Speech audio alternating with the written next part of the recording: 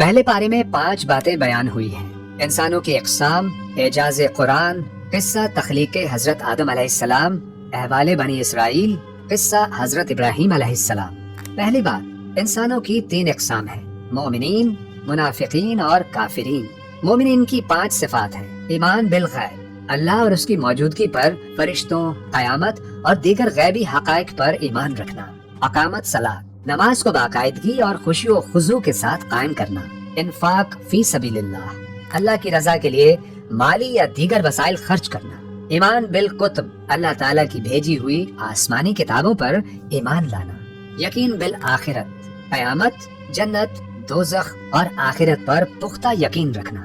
اس کے بعد منافقین کی 10 صفات بیان ہوئی ہیں: جھوٹ بولنا، دھوکہ دینا، علم اور شعور کی کمی، دل کی بیماریاں جیسے حسد اور کینہ، نادانی اور بے وقوفی، اللہ کے احکام کا مذاق اڑانا، فساد اور فتنہ پھیلانا، جہالت یعنی سچائی سے بے خبری، سیدھی راہ سے بھٹکنا، غیر مستقل مزاجی۔ اور پھر اس کے بعد کفار کے بارے میں بتایا کہ ان کے دلوں اور کانوں پر مہر اور آنکھوں پر پردہ ہے۔ دوسری بات، اعجاز قرآن۔ جن صورتوں میں قرآن کی عظمت بیان کی گئی ہے، ان کے شروع میں حروف مقطعات، یہ بتانے کے لیے کہ انہی حروف سے تمہارا کلام بھی بنتا ہے اور اللہ تعالیٰ کا بھی، مگر تم لوگ اللہ تعالیٰ کے کلام جیسا کلام بنانے سے عاجز ہو۔ تیسری بات، قصہ حضرت آدم علیہ السلام۔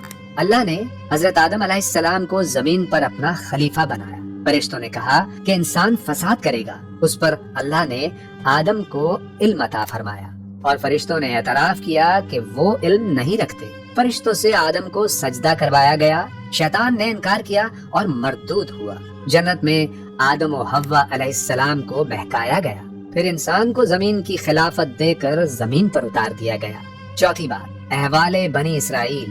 بنی اسرائیل پر کی گئی نعمتوں کا بیان ہوا جس کی انہوں نے ناشکری کی۔ ان کی ناشکری کی بنا پر اللہ تعالیٰ نے انہیں ملعون قرار دے دیا۔ پانچویں بات، قصہ ابراہیم علیہ السلام۔ حضرت ابراہیم علیہ السلام کا اپنے بیٹے کے ساتھ مل کر خانہ کعبہ کی تعمیر کرنا اور پھر اللہ تعالیٰ سے اسے قبول کروانا اور پھر توبہ و استغفار کرنا بیان ہوا۔ اس بارے میں یہ پیغام دیا گیا ہے کہ ہدایت صرف انہی کو ملتی ہے جو ایمان، اطاعت اور شکر کے ساتھ اللہ کے حکم کے آگے جھک جائیں۔ اللہ تعالیٰ ہمیں قرآن کی ہدایات پر عمل کرنے کی توفیق عطا فرمائے، آمین۔ یہ دے رہا ہے درس ہمیں ماہ رمضان، پڑھنے کے ساتھ ساتھ سمجھنا بھی ہے قرآن۔